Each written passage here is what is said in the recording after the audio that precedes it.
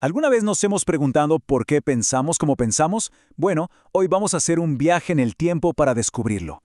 Juntos vamos a explorar el nacimiento de la Edad Moderna, o sea, el período que nos dio la ciencia, nuestros derechos y hasta los países como los conocemos.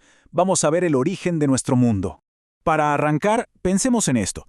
¿Qué es lo que de verdad nos separa de, no sé, un caballero o un monje de la Edad Media? Y no es solo el celular o el Internet, ¿eh? El cambio es muchísimo más profundo. Tiene que ver con la forma en que vemos el mundo y entendemos cuál es nuestro lugar en él. Muy bien, esta es nuestra hoja de ruta. Primero, vamos a ver cómo era ese mundo centrado en Dios. Después, el gran giro. El ser humano pasa al centro del escenario. Luego, veremos cómo la razón lo cambió todo, cómo el poder cambió de manos y al final, lo más importante, ¿qué nos quedó de todo esto? ¡Arranquemos! Ok, primero lo primero. Para entender la magnitud de este cambio tenemos que ver de dónde veníamos. La Edad Media. Era un mundo, la verdad, con una forma de pensar muy diferente a la nuestra. A ver, la clave para entender esta época está en una palabra: teocéntrico. ¿Qué significa? Que Dios era el centro de absolutamente todo. La fuente de la verdad no era la ciencia, sino la religión y la fe. El arte servía para honrar a Dios y el poder político estaba súper fragmentado en manos de un montón de señores feudales. O sea, imaginemos un mundo sin países unificados.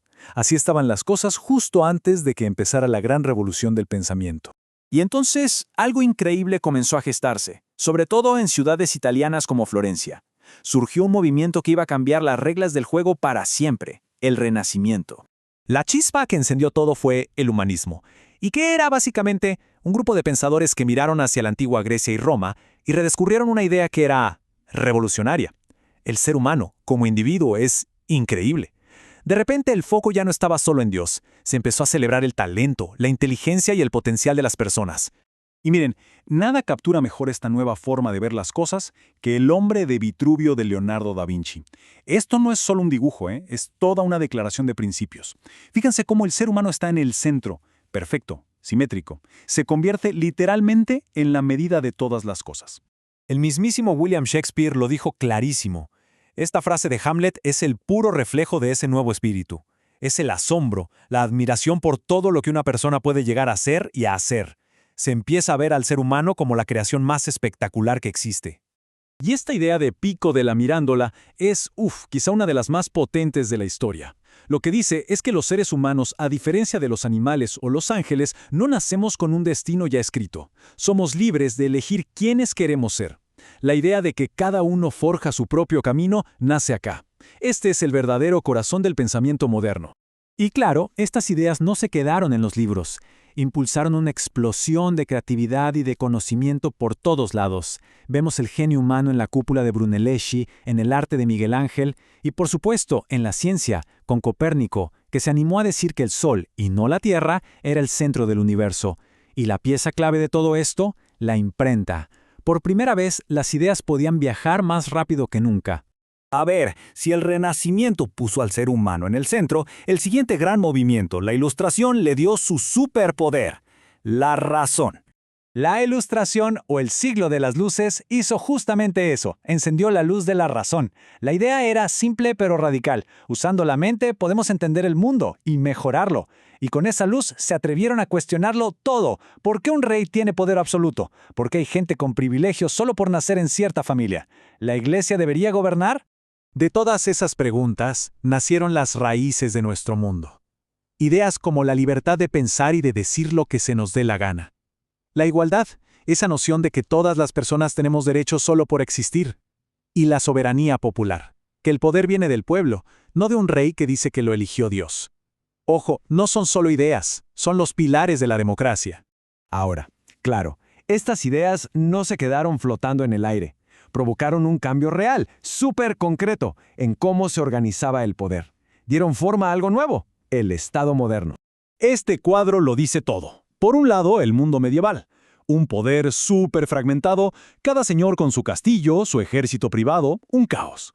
Por el otro, el Estado moderno. Un solo rey, un ejército nacional para todos, un sistema de impuestos centralizado y un territorio unificado.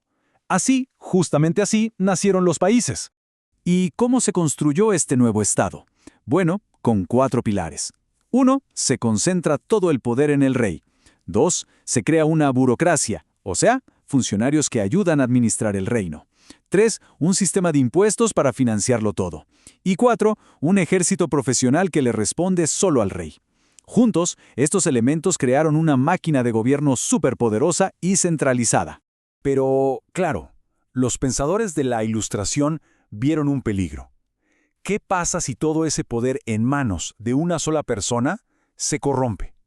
Y ahí Montesquieu propuso la solución: la división de poderes. El poder que hace las leyes, el que las ejecuta y el que juzga tienen que estar separados y vigilarse entre sí. Es básicamente el gran freno contra la tiranía. Y bueno, llegamos a la parte final. ¿Por qué es tan importante entender todo esto? Pues porque las ideas que nacieron en la Edad Moderna no son solo cosa de libros de historia, son los cimientos de nuestro presente. Y este es el punto clave de todo nuestro recorrido. Cada vez que confiamos en la ciencia, cada vez que votamos en una elección, cada vez que defendemos nuestros derechos, estamos usando la herencia de la Edad Moderna. La idea de que somos ciudadanos libres y no súbditos de un rey nació en este periodo. Nuestro mundo, literalmente, está construido sobre sus bases. Tradicionalmente, se considera que este periodo tan intenso de cambios llega a su punto culminante en 1789, con el estallido de la Revolución Francesa. Ese evento fue como la puesta en práctica, de forma explosiva, de todas las ideas sobre libertad, igualdad y poder del pueblo que estuvimos viendo. Y para cerrar, una pregunta para pensar. La modernidad se definió por poner al ser humano y a la razón en el centro. ¿Cuáles son las grandes ideas que están definiendo nuestra época actual? ¿Qué herencia dejaremos nosotros para el futuro? Una buena reflexión para terminar este viaje.